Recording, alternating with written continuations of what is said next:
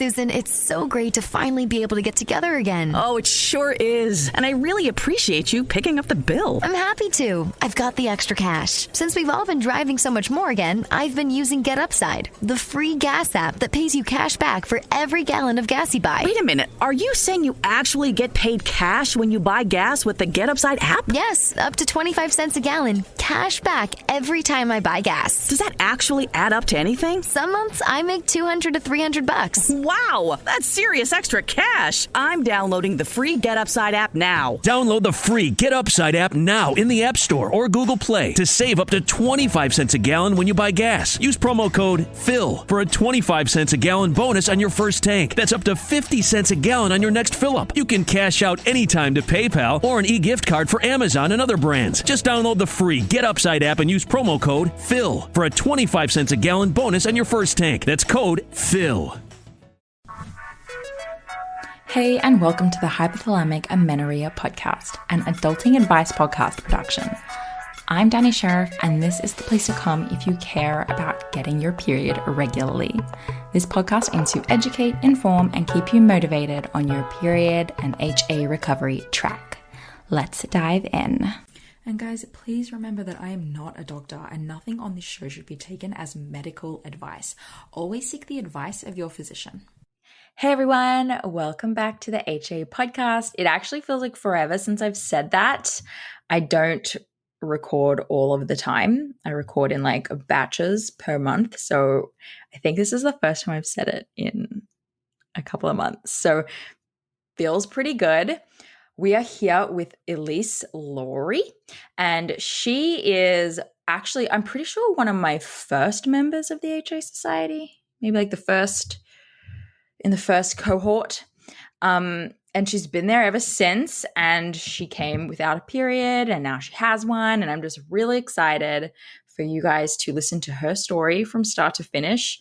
It's a really good one. So welcome to the show. Thank you. Thank you for having me.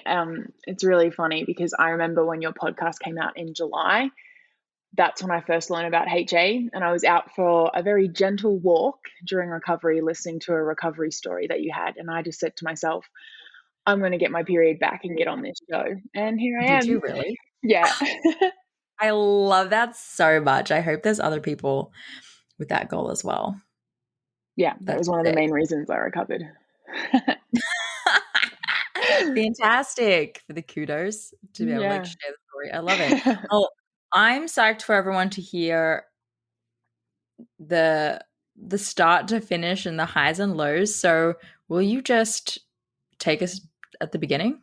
Yeah, sure. So I will just mention I was on the pill for 10 years. And the only reason I mention that is because I don't really know when my HA started. So the pill definitely masked a lot of the symptoms, and I just put it down to being on the pill for so long and all that sort of stuff. I'd never really sort of figured that it was my lifestyle that was causing these really light withdrawal bleeds and stuff like that. Like I didn't even know that when you're on the pill, you don't actually get a period until I was already on the pill for 8 years. So I felt very sort of lost. And it wasn't actually until my partner said to me back in June 2020 that me not having a period was a bit of a red flag for him. Because for me, it was my libido that was kind of gone. And that's when I started to worry about like what's going on. Like I've been off the pill. So I came off the pill in March last year, and my libido never really came back. My period never came back. And obviously I heard of post-pill amenorrhea, but obviously I know now that that's not really a thing. And I started looking into, I went to the doctors. So Dani knows that I'm in a long distance relationship. So my partner actually left in July, and I started HA recovery in July. So it all kind of fell into place for me very coincidentally, I would say. So I went to my doctors to have just like a regular checkup, and she noticed that like on my file, it said that I was on the pill. She asked me if I was on the pill. I said, no, actually I came off that about 6 months ago. I still haven't had a period. I didn't really know whether I should mention it to you or not. And I was so grateful that my doctor said to me, it's common, but it's not normal, and we should look at tests. Because knowing what I know now, a lot of women have gone through absolute it's been an absolute nightmare for some women to get a doctor to sort of take not having a period seriously. So I was really grateful for that. And it was actually the day that I'd left the doctor's office. I'd started my university degree as an exercise and sports scientist. And one of my lecturers had put up a whole list of different podcasts. And one of them was The Mindful Dietitian with Fiona Sutherland. And I scrolled through the list, and there was one with Nicola Rinaldi, and it was called Let's Talk About Missing Periods. And I just was like, this is interesting. And I put the podcast on, I went for a walk, and within 5 minutes, I was like, this is me. I was like, I have HA, because even though we were in lockdown last year and the gyms were closed, I did high intensity training, like circuit training out on my back veranda every single day. I was counting calories. I wasn't eating enough calories. I know that now. So it was very sort of your typical underfueling, over-exercising HA. Yeah. So before you realized that that was what was going on, what did you think about your lifestyle and stuff at the time? Being a personal trainer, I genuinely thought I was healthy and fit, but I also know now, obviously I wasn't, but I also know now looking back, I was suffering a lot from disordered eating, and I had a very disordered relationship with exercise. But at the time, you couldn't tell me that, you know? Yeah. Do you remember how you got into all of that stuff? Yeah, I think it sort of started when I was about 17. I went on a 30-day shred, because I used to be sort of I'm 5'10", so I'm not a short person. And because I am 5'10", I used to be a little bit bigger than a lot of my friends because they weren't 5'10". So I felt very sort of like I didn't fit in. So during the end of high school, we have your graduation and everything like that. So I wanted to lose a little bit of weight because I'd already started exercising. And then my personal trainer at the time, who was a family friend, started getting me to like just do a food diary very innocently, just to see what I was eating. And then once we tweaked a few things and I started to see that if I paired exercise with food, I could control my body and I could get my body to look a certain way. I think that's really sort of when it started. It was very innocently when I started exercising at 15, but by the time I was 17, I was on this 30-day shred and I lost a bunch of weight. I felt great, but then I went and worked on cruise ships and I continued to eat the same way, which was very low carb, high protein. But now instead of just doing a workout and schoolwork, I was teaching a stretch class, abs class, a spin class, a yoga class, a Pilates class, a boot camp. And then me being my 19-year-old self didn't think that they were workouts because I didn't do them for myself. So at the end of the day, I'd back it up and I would do my own workout. Yeah. You had intense NEAT and then some going on. Yeah. And I just wasn't fueling adequately enough because I guess, you know, the type of personality I am is I like that routine. So like when I knew that this food worked for me, I just kept with it. I didn't try and adapt and change it, which I now know I have much higher energy needs and I would have had probably higher back then, but I just wasn't eating to serve that. And I just think it started off really innocently, but then it started off innocently and I had control, but then it definitely took a life of its own and it was controlling me. This is all hindsight, obviously, but yeah. Yeah. Also, can't get over the fact that you're so tall. I know. I'm blessed. I am blessed. I mean, yeah, because I'm just trying to imagine, by the time I meet you, I'll have known you for over a year, and in my head, you're not 5'10", and so it's gonna be painful for me. I love that. No, I know. I feel the same way. I met someone that I've connected with through HA the other day, and she said the same thing. And I kind of said, oh, I didn't expect you to be like, I didn't say short, but I was like, it was just weird because you don't imagine them as their height. But yeah, I'm 5'10". You connect with so many people around it. I feel like every time I talk to someone in the group, they're like, yeah, well, I've been talking to Elyse about it.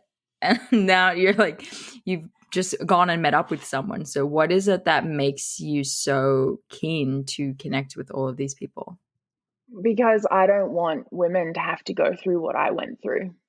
I don't want to, I wouldn't wish that upon my worst enemy. I mean, HA has been the biggest blessing in disguise, but I just mean like, and I'm sure we'll get into it, what I really had to go through to get my period back.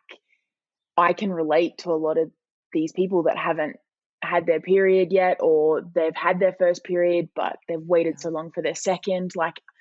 And I think too, I don't want to forget what recovery was like for me, not like anytime soon. And I think when I connect with other people, they also allow me to reflect on my own journey even more, because when I hear what they're going through, I can sort of take myself back to when I was feeling like that. And obviously try and offer some hope that you can actually get to this side of recovery. Because like I said to you, I remember listening to this podcast being like, I'm going to do it. And I've done it so far. Yeah. It's definitely a similar feeling for me. It's like so nice when you've been through something and you can see the other people going through it and you know exactly what they're going through and exactly the thoughts that they're having. And there's a lot of purpose in this, which we're going to get into. So let's start with, we finished like how you found out and what prompted all of this. So begin now from, day one of like, okay, I'm going to try and eat this food. And okay. So as soon as I heard that podcast, I bought No Period Now What, the ebook, and started reading it that night. Then the next day I decided I need to start eating more. So I was eating about 1,700 calories. So for me to get to 2,500 calories I know. For me to get to 2,500 calories was a bit of a push. So I did it gradually. I didn't just wake up the next day and eat 2,500 calories because, I already felt bloated eating 2,000 calories or 2,200 calories. So it was a little bit gradual, but that decision to eat more was the next day. I was going to go, all in.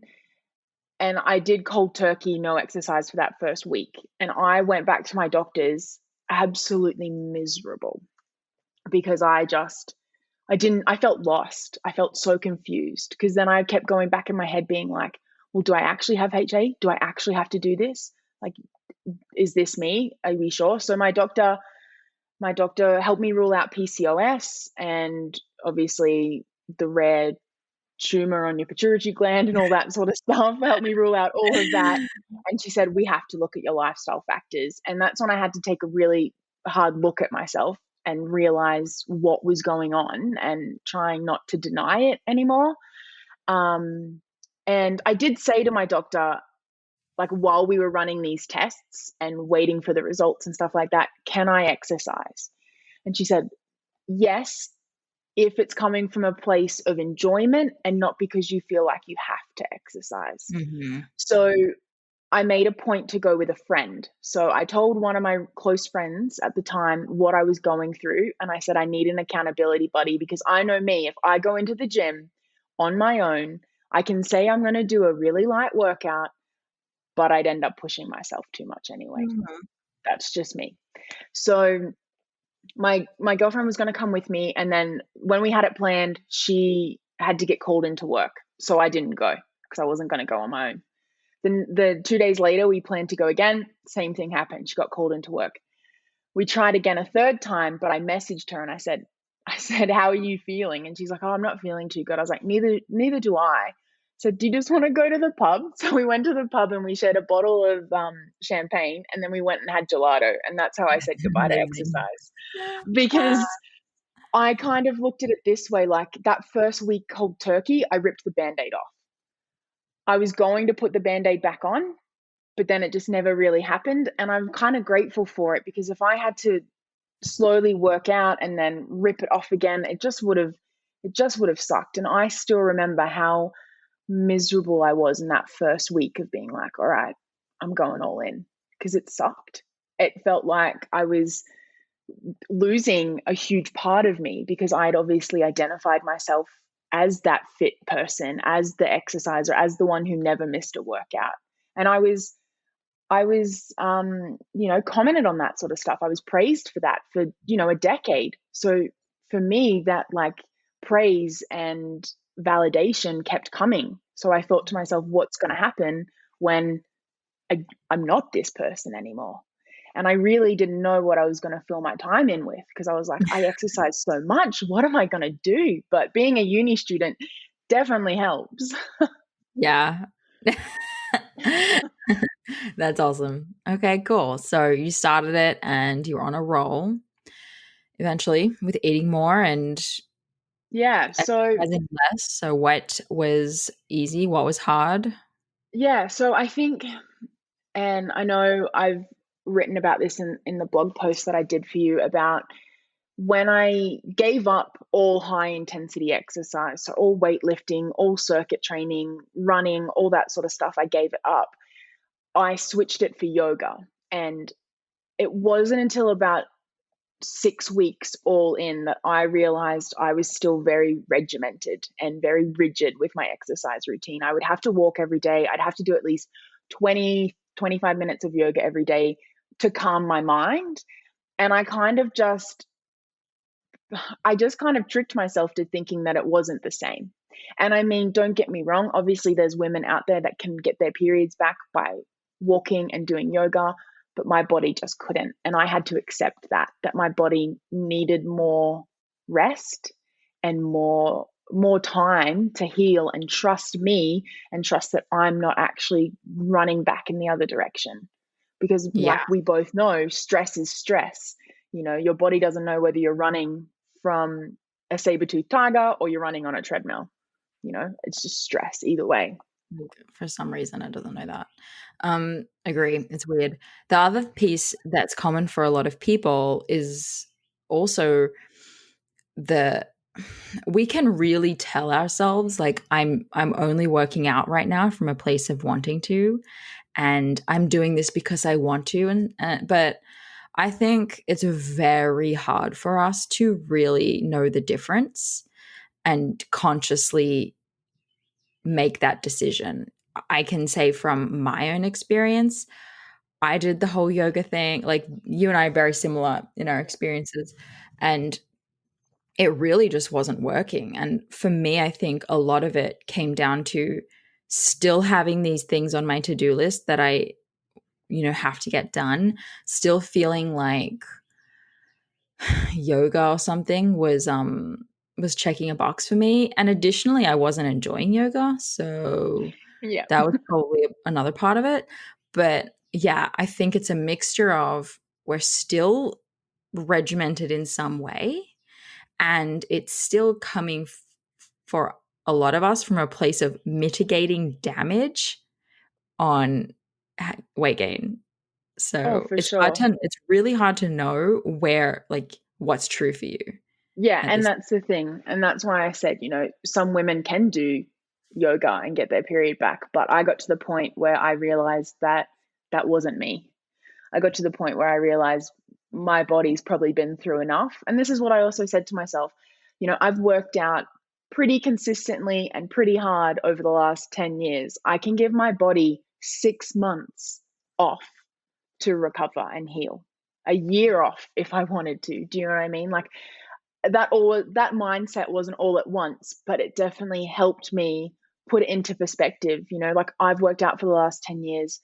I'm going to take this 6 months off, this 6 to 12 months off, so I can work out again for the next 10 years, but from this completely different place, from this healed place, from this respectful place towards my body, instead of this place that I came from, which was just to manipulate and essentially it was torture to my body, you know, not that I knew that at the time. But yeah. To rebuild your relationship with exercise, you have to start from the beginning. Yeah. And that can really mean like you stop for a while in order to get like a proper reset. Yeah. It's because we don't have the ability to go from 100 to, you know, wherever we need to actually be overnight. And that's the hardest part for so many of us. And something that I love about your story and having watched you kind of go through all of this is the scary part for many people is that like, okay, I'm this way now, and then I'm going to do this thing and I'm going to be this other way and it's going to suck. Like it's going to, I don't know, I'm going to be the most enormous person in the world, or I'm going to like lose all respect from everyone, or I'm going to have no socioeconomic status anymore. But the reality is different because that switch doesn't actually flip overnight. It's more of a progression, and it has ups and downs, and that's why it's always called a journey, right? It's a journey that you're on. So by the time you get to the other side, your perspective is way different, and the reality of what happened is different to what you thought it was going to be at the beginning. So throughout, like, what realizations did you have, and what has become the end result, including in here, like, when did you get your period? How did all of that go down? Yeah, so I got my first period 2 weeks after I gave up the yoga routine. So that just validated the fact that my body did need the rest, you know? And then I guess for me, that's when the real work started, was after my first period. Yeah. I'm not saying that getting my first period back wasn't hard. It was, but there was just a whole new level of hard afterwards because, as you know, it took 62 days. I waited longer for my second period than I did for my first by like almost 2 weeks. And this is important. And there'll be some people where this makes sense. And there'll be some people listening who they're like, I'm confused. How do you have HA for this long? And then you have it in 2 weeks. So people understand you could be really close. Like you could be doing a lot of good things, eating enough food, resting more. You could actually be making progress. So don't think that because you're not quote unquote perfect in the process that you're not moving forward. But many of us get to this point where we can't quite get across the line. Yeah. And this is where our body is wanting to ovulate, but it's not. And sometimes it can ramp up and back off and ramp up and back off. And in these women, we often see signs of cervical mucus are there, but nothing is happening, or like some type of hormonal, like swelling or some type of hormonal symptom is happening, but there's no period. It can be really confusing. We really can stall the process right at the end of the finish line. And it can be as simple as an emotional or a mental change that you need to make to get you across the line. So I wanted to explain that to anyone who is confused. Yeah, exactly. Because, I don't think, looking at my temperatures, I don't think my first cycle was ovulatory, which is quite common in people recovering from HA. So I was temping for a couple of weeks before I got my first period. I don't know if I would recommend it for everyone to do because you may not have those ovulatory cycles. And that can just be a bit more stressful. Yeah. So what we're talking about is like tracking your cycle and taking your temperatures to watch for ovulation, because if you haven't heard me say it a million times before, just because you get a bleed doesn't mean that your cycle is working optimally, you know. So what Elyse was doing was tracking to see, well, am I actually ovulating? Like, is this bleed the real deal? And that's super duper important. So yeah, what you're saying is that the first one doesn't look like it was ovulatory, but it's still huge progress. Yes, of course. And I think too, like, I didn't have a lot of cervical mucus, but I knew I was on the right track because my sex drive came back. I was just like, Yay. "Ooh, this is what it feels like." And I'm in a long distance relationship. This is amazing. Thank you. um, oh, Yeah, yes, that but sucks. yeah, I guess after my first recovery period, I didn't really change anything, if I'm being 100% honest, but I think there was something subconsciously going on. So I got my first period and I didn't gain as much weight as I thought I was going to gain. And I thought, this is amazing. You know, I still look good. I still feel good. I didn't have to gain X amount of weight. And already by then I could tell just by my language that I was still hung up on the weight gain side of things. Like I Mm. hadn't made peace with it. And I think somewhere subconsciously I tried to control it because I thought, well, I've got one period. I don't need to gain any more weight. I'm good, right? Like I can just, but like I said, I didn't really do anything to lose weight or maintain weight. I was still eating like the same sort of things, but I just think somewhere subconsciously something was going on and my body knew that. That's the thing I like to say is like you can't trick your body into thinking that you're committed to recovery if there's still part of you that's not so sure about it. Like your body knows.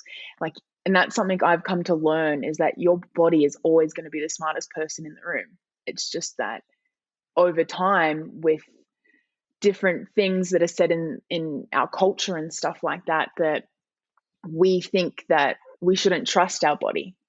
We think, we should eat at this time and this time we should eat this much food at like, we should exercise this many days a week. Like we stop listening to our body along the way. And that's one reason I wanted to recover is because my partner and I have no desire to have a family in the near future, but one day, yes. But for me, recovery was about really finding myself because for so long I felt like my body and my mind were two completely different entities. Like they just didn't sync. My mind was always against my body and clearly my body was against my mind. It was kind of like they were at war and I was miserable. Like I was happy on the outside, but really I wasn't happy with myself. And I think that was a huge reason why I wanted to go through recovery is just because I didn't know who I was. And I was, mid-20s when you're meant to sort of have a lot of things figured out, and I had no idea. Interesting. That sounds like a very, I don't know, I guess mature way to come about the decision because I think a lot of people would walk away feeling like they got their periods, scot-free or whatever the saying is. I get a lot of DMs from people who are like, I got my period back ages ago, but my cycles are 65 days or, but I only bleed for 2 days and stuff like that. And often that's paired with language around like what you were saying of, but I still look good. So like I feel happy about that. Or like I don't want to have to gain more weight. Or I'm exercising, but like I really want to it's just for fun. And like this is one of my favorite things about working with clients one-on-one is like you peel back the layers and it's like, but do you but are you actually happy? But is this the truth? And it sounds like you did a lot of that thinking by yourself and came to those conclusions. Yeah, if you read my journal from like the last 8 months, there is a whole roller coaster in there. But yeah, I definitely came to that conclusion, and I think it was around cycle day 40, I started to, I guess, panic a bit because I read Nicola Rinaldi's blog about, the average cycle time after your first period, and average was 40. So, God forbid I was anything above the average. Yeah. That's just my personality. So once I got to cycle day 40, I took like a real big reassessment and I came to that conclusion that I was still holding on to this control. Before it was the exercise, I still wanted to control the walking and the yoga. And then with my second period, it was the control of my weight. I was scared to gain more weight. And in hindsight, I did gain more weight and I'm okay with it. But it was something, I'm okay with it because I knew my body needed it.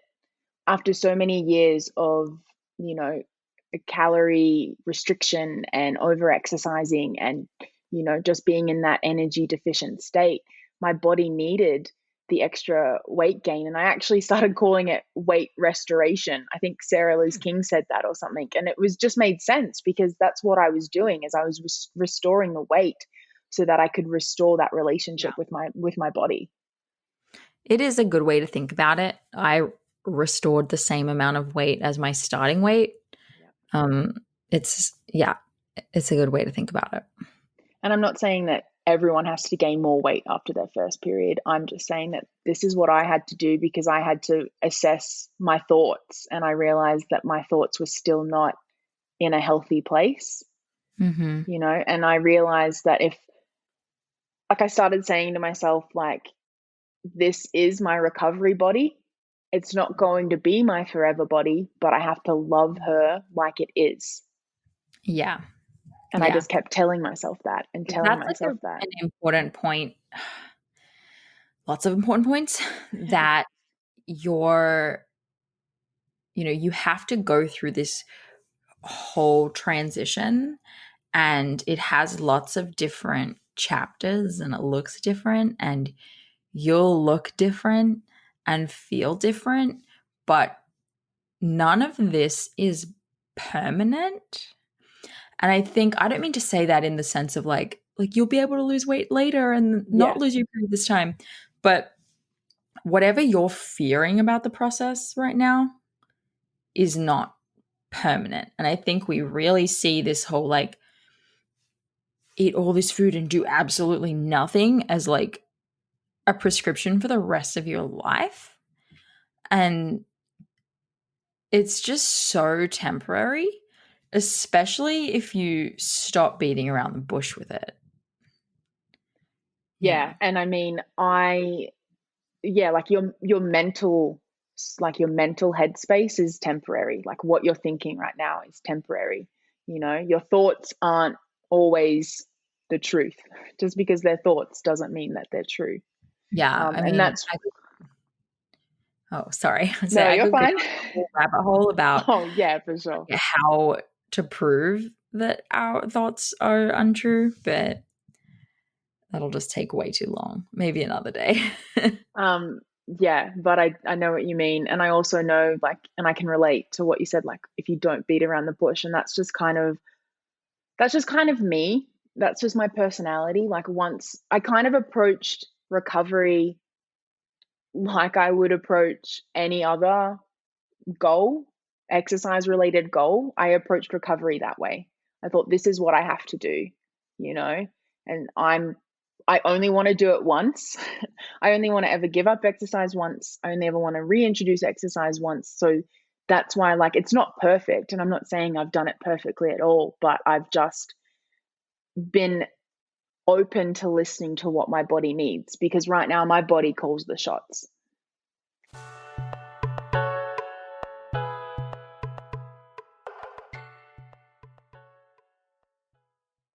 I know a question on your mind is, how long will recovery take me?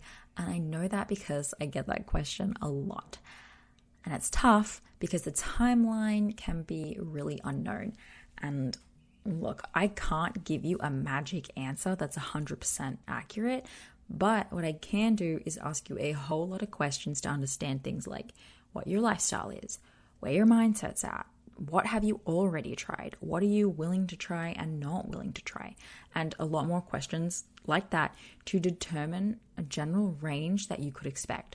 So I created a quiz to help get that answer to you because I was asking these types of questions to girls all the time.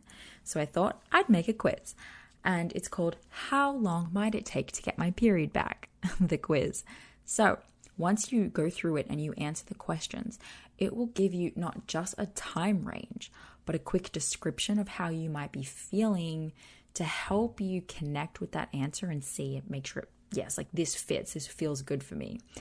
And don't worry, these ranges don't have to be set in stone at all. The goal is to allow you to look at the range that came based on your answers and decide, do I want to do this or do I want to speed this up? So once you get your range, you'll also get a few emails from me that week with some important tips that are specific to you to help you work through some of the roadblocks that could be slowing you down and in turn speed up your recovery time frame. So take the quiz now. Just head to quiz.thehasociety.com or find the link in the show notes and let's do this. That's quiz.thehasociety.com.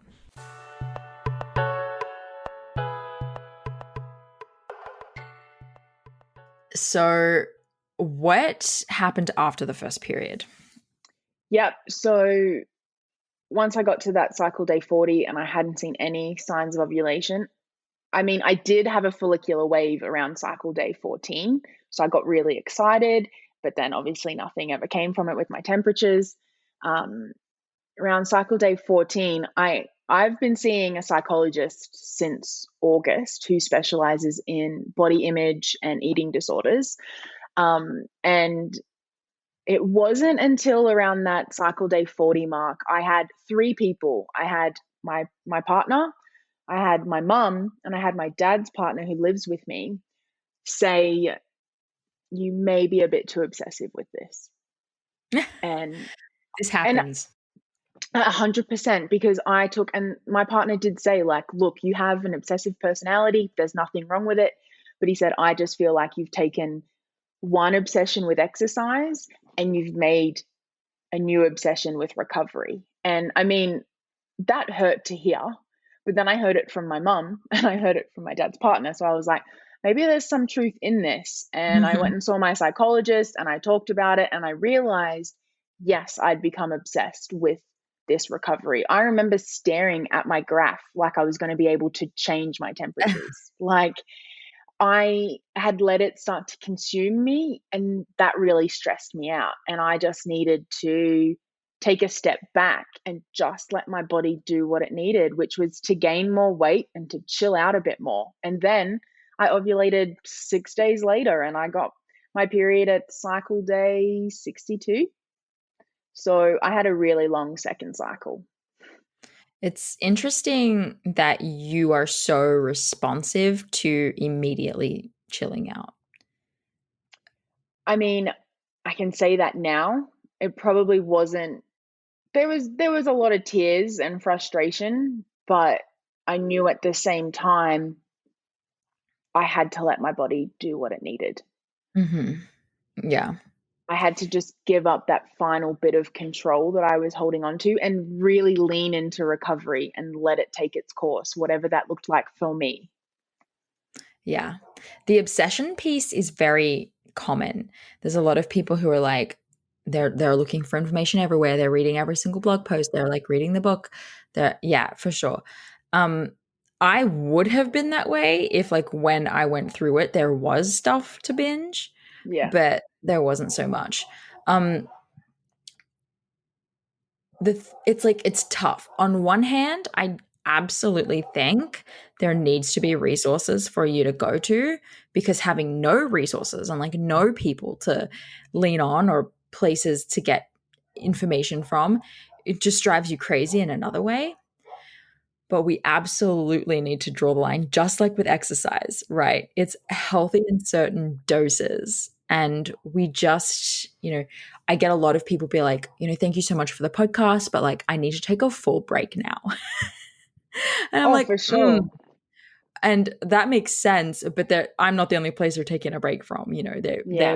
They've gone hard. And it's like, okay, how about you just tune in on Wednesday whenever the show comes out, and you like check in with your accountability friends or whatever, and then you take the rest of the week to absorb like just that one thing that you discussed, or that one thing that you focused on. instead of like every day always looking for the next piece of information. Because I think that we all know there's only so much information about this particular topic. And the rest of what we talk about is like mindset, like getting through this. And we all have what we need. And I think we keep listening, hoping to find some information that's a little bit different. But really all we need is to know that there's people just like you out there that did the work and the work works. Yeah, 100%. I mean, and I totally agree. And I do think, and I know it's been said before from a few other people, but just you can eat all the food and rest as much as you like, and you will get your period back. But if you don't work on that psychological side of HA recovery, it's really hard, I think, not to fall back into old habits once you get that third period. And I think the psychological part of HA recovery is so crucial.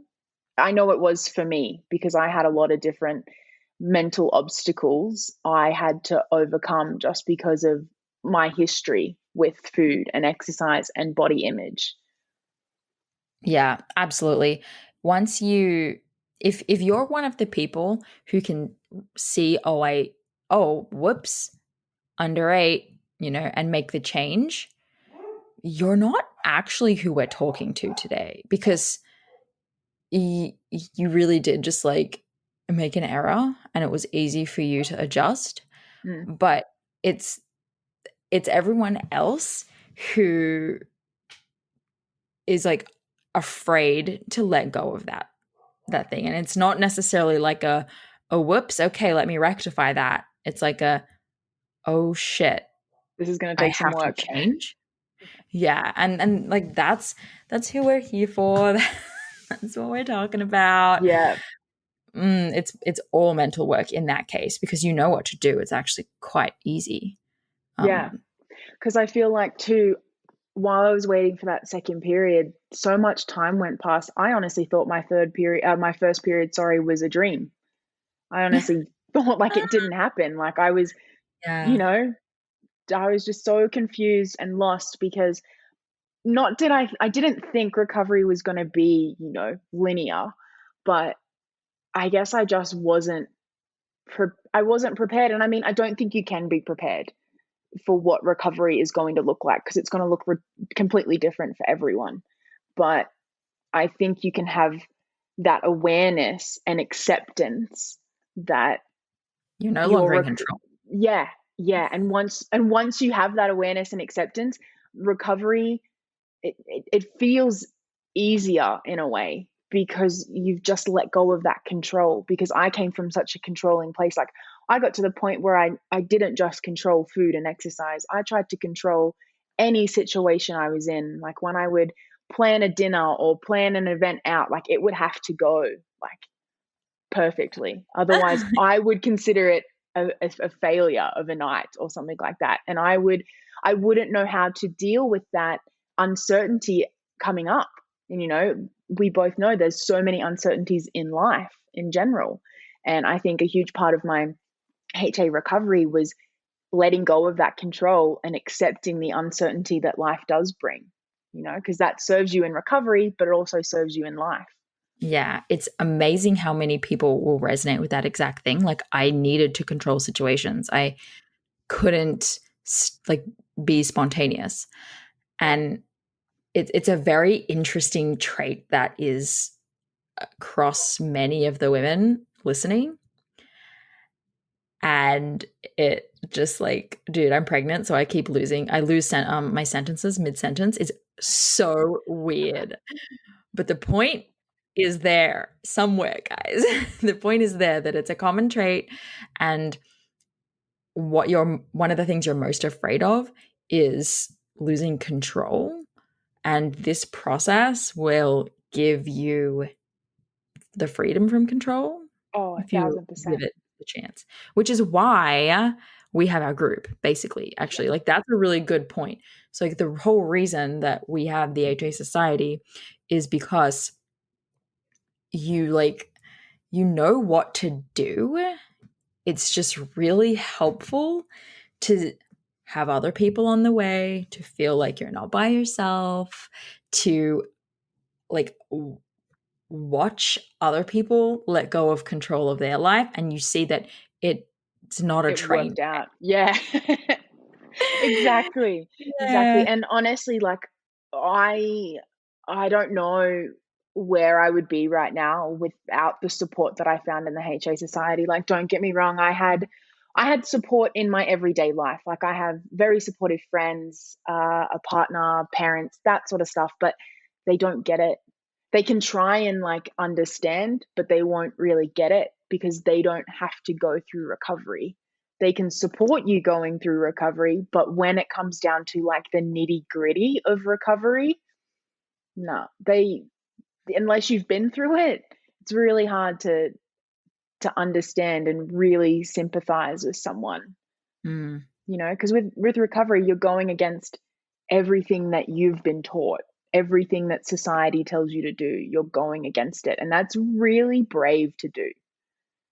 And I Mhm. think you need to hear that from someone who's gone through it, Yeah, you definitely like having someone who hasn't gone through it be like, "Oh, you'll be okay." Like, it doesn't matter how much you love them. It's like, "Look, Steve, no. You don't know." Yeah, you'll never understand.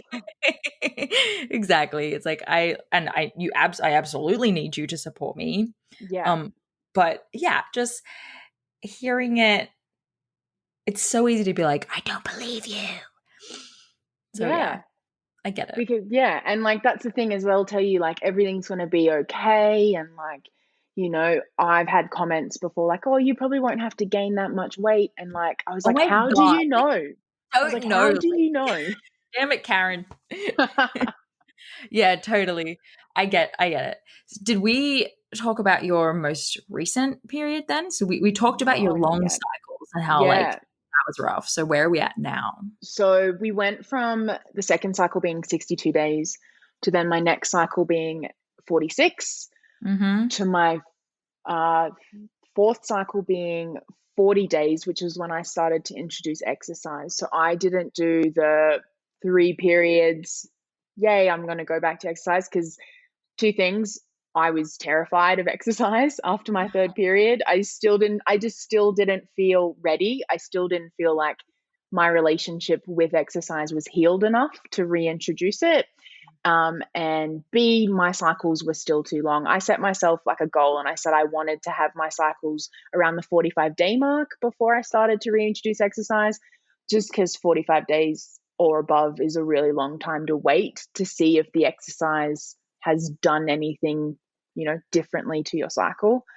So I started introducing exercise slowly after my fourth period. And I am currently, as of 5 p.m. yesterday, on my fifth period, which is a cycle of 27 days, and I ovulated on cycle day 13. Oh my gosh, collapse for I everyone. know. So it's happened. I couldn't believe it when I started seeing cervical mucus on cycle day 9. I was like, no, this is too early. What are you doing? I just What are want you you to know doing? that's total Rain Man that you have all of this in your head by heart. I would never be like, oh, I had cervical mucus on cycle day 9 and then I ovulated cycle day 13. Like I always have to look back at my charts. So it's a little bit Rain Man, but it just shows that you have an obsessive personality. I Oh, do you have have it all notes. No. down. Okay, she got a post note. It didn't look like you were reading notes. Well, Okay. I mean, I do kind of, because I've spoken to quite a few women who have had these long cycles, like I kind of do know the progression of Yeah, my for recovery sure. off by heart, just because I think it can be really helpful for people that are out there right now going through those really long cycles or still waiting for their first period to know that recovery is anything but linear. Mm. Yeah. For most of us, that's the case. Yeah. So, I mean, I've been doing recovery now for almost 9 months, and it's taken that long to get one cycle that is within that Yeah. normal-ish Pretty range. pretty one that you could put up on the fridge, you know? Oh, literally, I'm going to frame it. Frame my chart. Yeah. I really appreciate all of the people in our community that are like dedicated to getting like a healthy cycle. That's my favorite thing to see. So appreciate you, one of my faves. Oh, thank you. We're almost up on the hour before we have to jump into one of the events that we have going on. So was there any important points that you wanted to share, messages that you got across? I think the biggest one is just being resilient throughout recovery. Constant vigilance. Yeah, like recovery is going to teach you so much more about yourself and your mental strength if you allow it to. If you really face it head on and don't shy away from it, which can be really hard to do at times. Trust me, I know. I've been through it. But I think the more that you can lean into recovery, the more you get out of it. Because, you know, I wrote that blog post for you, Dani, and like it was all about the fact that I didn't just get my period back. I literally got my life back, and it was a life that I didn't even know I was missing out on. You know, and to all those women out there recovering or in the middle of recovery, like it is so much nicer on this side, and it's so worth it to get through all of the mess and, you know, difficulty that you may be going through right now. It is worth it on the other side. I promise. I'll link to that blog that you wrote in the show notes so that people can go and check it out and stalk you.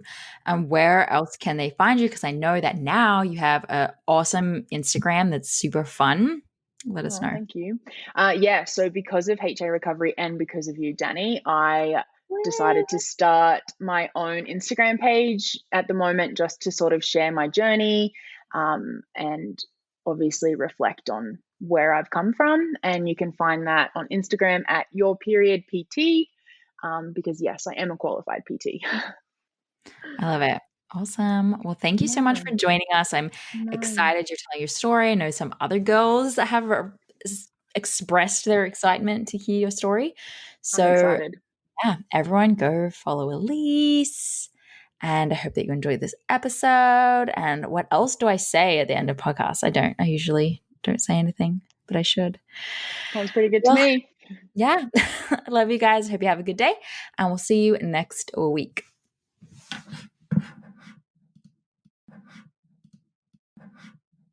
Thank you so much for listening today, guys. Please subscribe to the podcast, and if you could head to iTunes specifically and leave a rating or review, that would help so much because it makes it easier for other people with HA who are Googling around to find the podcast really easily. So if you do that, you're doing a service to all of the women. Susan, it's so great to finally be able to get together again. Oh, it sure is. And I really appreciate you picking up the bill. I'm happy to. I've got the extra cash. Since we've all been driving so much more again, I've been using Get Upside, the free gas app that pays you cash back for every gallon of gas you buy. Wait a minute. Are you saying you actually get paid cash when you buy gas with the Get Upside app? Yes, up to 25 cents a gallon. Cash back every time I buy gas. Does that actually add up to anything? Some months I make $200 to $300. Wow, that's serious extra cash. I'm downloading the free Get Upside app now. Download the free Get Upside app now in the App Store or Google Play to save up to 25 cents a gallon when you buy gas. Use promo code PHIL for a 25 cents a gallon bonus on your first tank. That's up to 50 cents a gallon on your next fill-up. You can cash out anytime to PayPal or an e-gift card for Amazon and other brands. Just download the free Get Upside app and use promo code PHIL for a 25 cents a gallon bonus on your first tank. That's code PHIL.